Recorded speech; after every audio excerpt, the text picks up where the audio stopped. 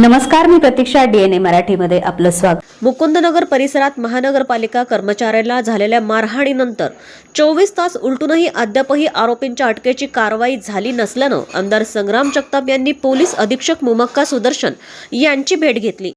आपण जर पाहिलं तर कालची जी दुपारी 3:30-4च्या अंदाजे 3:30-4च्या नंतरची जी घटना अहिल्यानगर शहराच्या मुकुंदनगर हे जे उपनगर आहे त्या भागामध्ये त्या दर्गा दायऱ्यातील कब्रस्तानच्या परिसरामध्ये ही घटना घडली आणि जे परदेशी म्हणून जो युवक आहे, जो महानगरपालिकेचं सार्वजनिक काम सिव्हिल काम जो करत होता, तिथं लाईटचं काम असेल, डीपीचं काम असेल, हे करत असताना त्याच्यावरती प्राणघातक हल्ला झाला.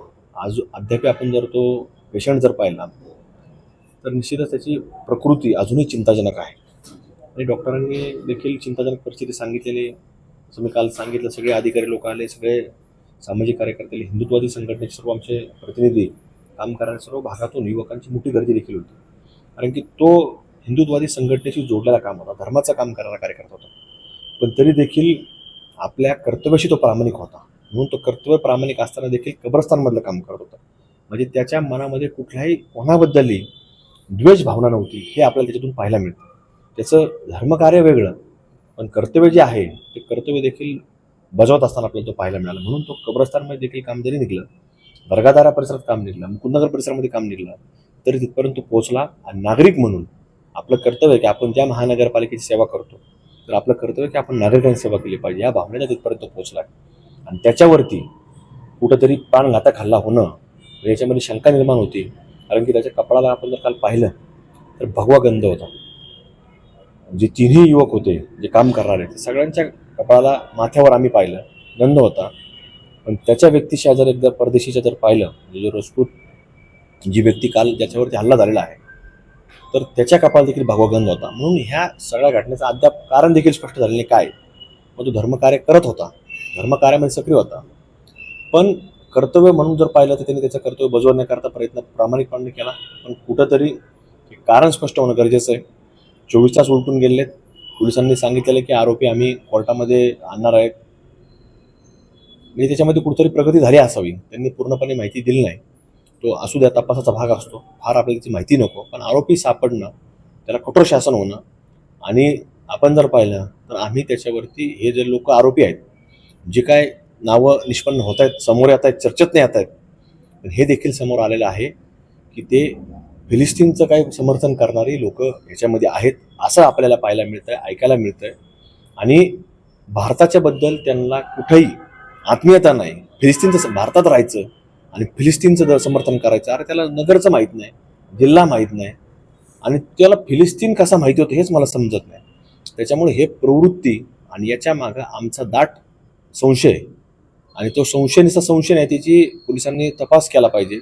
कारण की त्यांनी सांगितलं दुपारच्या सत्रामध्ये तिथं गेले होते, म्हणजे 1-1:30च्या नंतर, असं अंदाजे. शेवटी रेकॉर्डवरती काय पोलीस काय घेतात माहिती नाही, पण अंदाजे असं सांगितलं 1-1:30च्या दरम्यान ते तिथं पोहोचले आणि दुपारी 4च्या नंतर ही घटना घडलेली आहे. म्हणजे जवळपास 3-3 तास तिथं असताना म्हणजे याच्यामध्ये कुठं याचं प्लॅनिंग घडलेलं आहे. त्यामुळं फक्त हल्ला नाही, तर हल्ल्याच्या मागं कट रचणारे लोक आहेत, तर ह्यांचा तपास झाला पाहिजे. काही पोलीस कर्मचारी देखील याच्यामध्ये आढळण्याची शक्यता नाकारता येत नाही. त्याच्यामुळं याच्यावरती योग्य तपास होणं गरजेचं. याचे मुख्य आरोपी जे तिथं मुकुंदनगरमध्ये फार पैशाचा जोर दाखवतात, ताकदीचा जोर दाखवतात, असे देखील लोक याच्यामध्ये आहेत का, यांचा देखील तपास होणं गरजेचं आहे. आणि पोलिसांकडे आम्ही मागणी करणार आहे. उद्या जर आम्हाला त्याच्यामध्ये कळालं की हे वगळले, पोलिसांनी तपास नाही केला, तर आम्ही त्याच्यावरती देखील आवाज उठवणार आहेत. पण याच्यामध्ये ताकदवान जे लोक त्या भागामध्ये सांगतात ते ताकदवान नाही आहेत, ते शेवटी कोले आहेत. पण वाघाचं कातडं घेऊन फिरणारे जे लोक आहेत, तर त्यांचे तपास देखील याच्यामध्ये होणं गरजेचं आहे. आणि जर झाला नाही, योग्य रीतीनं झाला नाही, तर आम्ही निश्चित रूपानं त्याच्यामध्ये आम्ही वेगळी भूमिका घेऊन आम्ही ती आमची भूमिका मांडण्याचं काम करणार आहे. नाही, कुटुंब आपण जर पाहिलं तर कुटुंब आज पोलीस मुख्यालयामध्ये पोलीस अधीक्षक साहेब जे आहेत, सुदर्शनचे मुमक्का, यांची भेट घेतली त्यांनी, आणि त्यांनी विनंती केली आहे की आरोपी तात्काळ अटक करावी. आमची मागणी आहे की फक्त अटक नाही करावी, अटक करून त्यांना जरी ते त्यांच्यावरती कुठल्या केसेस आम्हाला माहीत नाही, त्यांचे सोशल मीडियावर कुठं अकाउंट नाही, अचानक गायब झालेले, म्हणजे हे याचा प्लॅनिंगचाच पार्ट आहे. आता नवीन मुलांचे सोशल मीडियावर अकाउंट नाही असं तर होत नाही. मुलींचे सोडून द्या, आपण मुलींना समजू शकतो की खाजगी विषय असतात, मुली काय फार अकाउंट बनवतात असंही नसतं, पण मुलांचे बऱ्यापैकी 99% हे मुलांचे अकाउंट असतातच. आणि ह्या मुलांचे अकाउंट कसे डिलीट झालेत, कुणी केलेत, हे ताकदवान जे खोटं बोलणारे लोक जे आहेत, आम्ही ताकदवान, आम्ही फार गडगंज आहोत, जे जिल्ह्यामध्ये जिहाद होतो त्या जिहादाला फंडिंग करणारे जे लोक आहेत, काही गुलमर्ग परिसरामध्ये राहतात, काही मुकुंदनगर परिसरामध्ये नुकतेच गेलेले आहेत, ह्या लोकांचा तपास होणं गरजेचं आहे. ह्या लोकांकडनं याच्याकरता फंडिंग झालेलं आहे का? कारण ते असं समजलंय ते परराज्यामधून आरोपी पोलिसांनी काही घेतले, ताब्यात घेतले, म्हणजे परराज्यापर्यंत गेले कसे? कारण की हे सगळं ह्याच्यामध्ये प्लॅनिंग आहे. त्यामुळे प्लॅनिंगचे लोक हे आपल्याला सापडणं गरजेचं आहे. त्यामुळे आम्ही पोलिसांकडे मागणी करणार आहे.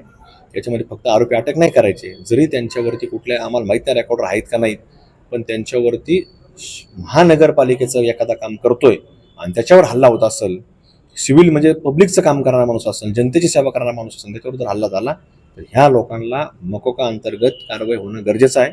आणि ती मागणी आम्ही तीव्रतेने मांडण्याचं काम करणार आहोत.